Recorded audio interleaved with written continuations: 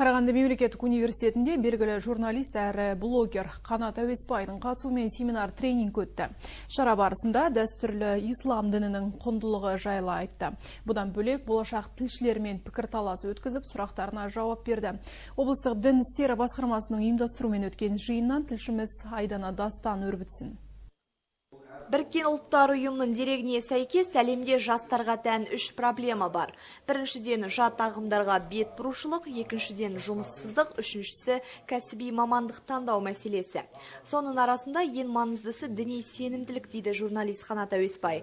Блогердің айтуынша, дін туралы мектеп қабырғасымен шектеліп қана қоймай, жоғары оқу орындарында да түсіндірмелі жұмыстар жүргізіп отыру қажет.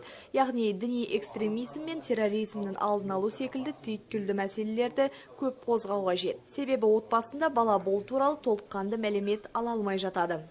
Отбасыдан алатын ақпараттың көлемі тіпті 5%-ға да жетпейді. Қазіргі жастар көбінесе мына әлеуметтік желіден, интернеттен алып отырған ақпаратқа көбірек сенеді. Өйткені көп уақытын қай құралға жұмсаса, сол ақпарат оған сенімді болып көрінеді.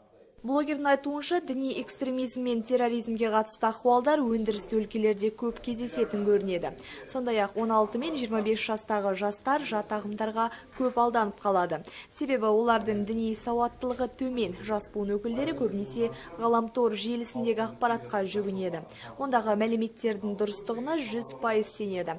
Сондықтан болашақта дін саласына қалам тербейтін бұқаралық ақпарат құралдары өкілдеріне осындай семинар тренинг өткізудің қажеттілігі зор. Жалпы мен болашақ журналист ретінде кей кездерде мұғалімдер тапсырма берген кезде өзім яғни ақпараттарды көбіне діни сайттардан қараймын, яғни ислам кезет, ихсан кезет сайттар көп, солардың кез келгенін өзіме ұнаған материалдарды аламын. Бұл күнде жастарды жат ағымдардан сақтандыру, діни экстремизммен күрес қоғамдағы өзекті мәселелердің бірі болып отыр.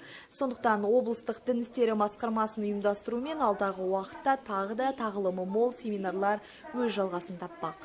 Айдана Дастан, Ернұр Жомарт, Аман Хамид, Сарыарқа.